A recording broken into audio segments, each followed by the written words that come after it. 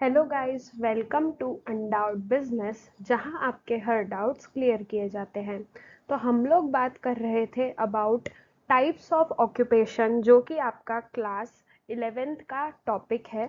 उसमें हमने profession discuss किया प्रीवियस वीडियो में, और हमने बिजनेस क्या होता है वो भी डिस्कस कर लिया है।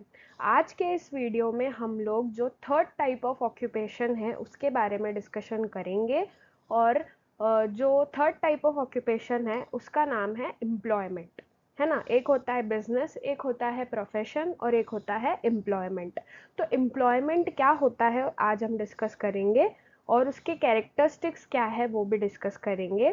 तो this is the lecture number 5। अगर आपको वीडियो अच्छा लगता है तो प्लीज़ इस चैनल को सब्सक्राइब कीजिएगा, वीडियो को लाइक कीजिएगा, और अपने फ्रेंड्स एंड फैमिली में इसे शेयर कीजिएगा। चलिए शुरू करते हैं। तो एम्प्लॉयमेंट क्या होता है, चलिए देखते हैं। तो एम्प्लॉयमेंट एक ऐसा टाइप ऑफ ऑक्यूपेशन होता है जिसमें एम्प्लॉयर एम्प्लॉय रिलेशन होता है। एक एम्प्लॉयर होता है जो कि जो जॉब होती है वो देता है। तो जॉब प्रोवाइडर को हम बोल सकते हैं एम्प्लॉयर, और जॉब सीकर जो होता है, जिसको जॉब की ज़रूरत है, जो पर्सन उस पोस्ट पर बैठा है, उसे हम कहते हैं एम्प्लॉय।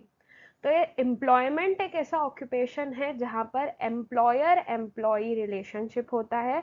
तो जो एम्प्लॉई होता है वो एम्प्लॉयर के लिए क्या करता है, काम करता है। तो it is where people work for others. अब यहाँ पे अदर्स कौन है, एम्प्लॉयर, ठीक है। तो यहाँ पर जो एम्प्लॉय होता है वो सामने वाले पर्सन के लिए काम करता है, दैट इज एम्प्लॉयर के लिए काम करता है। तो जो एम्प्लॉयर है वो कौन हो गया, वो हो गया जॉब प्रोवाइडर, और एम्प्लॉय हो गया जॉब सीकर, ठीक है। फिर यहाँ पर क्या होता है, they get something in return for the work done, salary या वेजेस। तो यहाँ पर एम्प्लॉयमेंट में खास बात ये होती है कि आप अगर एम्प्लॉयर के हिसाब से काम करेंगे तो एम्प्लॉयर बदले में कुछ देता है। जैसे बिजनेस में मिलता है प्रॉफिट, प्रोफेशन में मिलता है प्रोफेशनल फीस, ठीक है। वैसे ही एम्प्लॉयमेंट में हमें क्या मिलता है, मतलब जो एम्प्लॉय है उसको या तो सैलरी मिलेगी या वेजेस। अब यहाँ पर की पॉइंटर ये है, एक बात नोट करने वाली है कि यहाँ पर सैलरी और वेजेस में लोग, मतलब जो स्टूडेंट्स हैं वो कंफ्यूज होते हैं कि क्या सैलरी और वेजेस एक ही है। तो सैलरी और वेजेस में एक स्लाइट डिफरेंस है।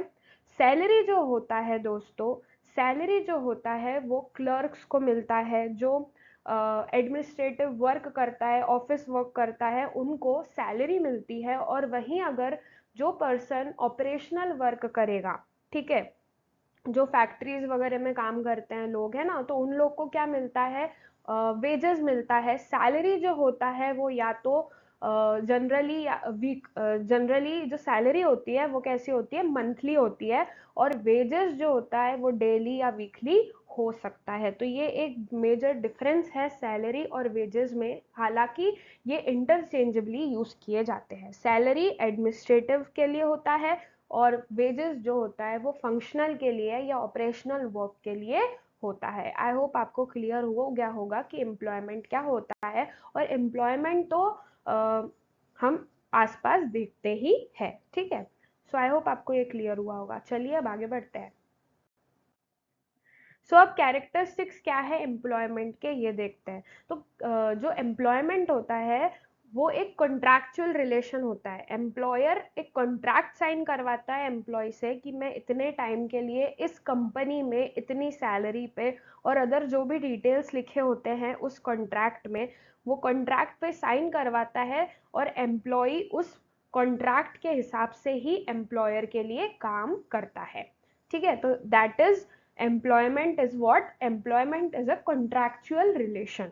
अगर आप बिजनेस में देखोगे या फिर अपने प्रोफेशन में देखोगे तो वही वहां पर कहीं भी ऐसा कॉन्ट्रैक्चुअल रिलेशन नहीं होता है, लेकिन एम्प्लॉयमेंट में कॉन्ट्रैक्चुअल रिलेशन होता है, ठीक है। नेक्स्ट इज रिवॉर्ड और रिटर्न। तो एम्प्लॉयमेंट में या तो सैलरी मिलती है या वेजेस, ठीक है, ये हमारा रिवॉर्ड और रिटर्न है।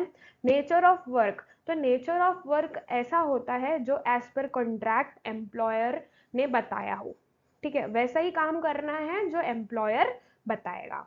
फिर कैपिटल इन्वेस्टमेंट क्या होता है, तो एम्प्लॉयमेंट में अगर हम इस कॉन्ट्रैक्चुअल रिलेशनशिप की बात करें या फिर हम बात करें एम्प्लॉय के पॉइंट ऑफ व्यू से, तो कैपिटल इन्वेस्टमेंट एम्प्लॉय के लिए कुछ नहीं है, एम्प्लॉयर जो जॉब प्रोवाइडर है उसके लिए थोड़ा कुछ जो है हमारा कैपिटल इन्वेस्टमेंट होगा, लेकिन एम्प्लॉय के पॉइंट ऑफ व्यू से कोई कैपिटल इन्वेस्टमेंट नहीं होता है, ठीक है। फिर code of conduct, code of conduct वही होगा जो एम्प्लॉयर ने कॉन्ट्रैक्ट में साइन करवाया होगा, रूल्स एंड नॉर्म्स वही फॉलो करने पड़ेंगे जो एम्प्लॉयर ने बोला है, ठीक है। तो ये है हमारा कोड ऑफ कंडक्ट। और फिर क्वालिफिकेशन, तो क्वालिफिकेशन भी वही होगी जो कॉन्ट्रैक्ट में या फिर जब आपने जॉब के लिए अप्लाई किया होगा, जो भी क्वालिफिकेशन रिक्वायर्ड होगी एम्प्लॉयर बताएगा और उस हिसाब से उस जॉब पर आपको पोस्ट मिल जाएगी, ठीक है।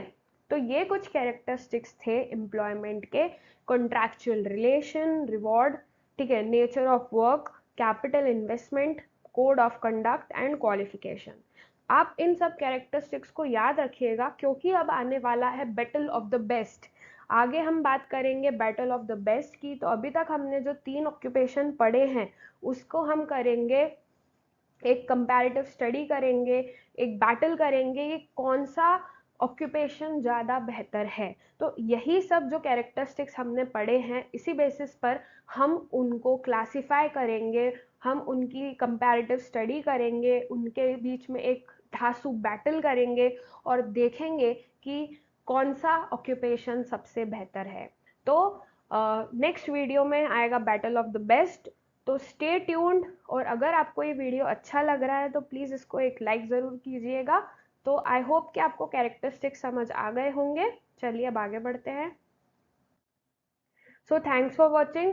बैटल ऑफ द बेस्ट के लिए तैयार रहना। अगर आप इस चैनल पर न्यू हो तो सब्सक्राइब कर लेना और अपने फ्रेंड्स एंड फैमिली में वीडियो को ज़रूर शेयर कीजिएगा। Stay tuned for the next video. Thanks for watching.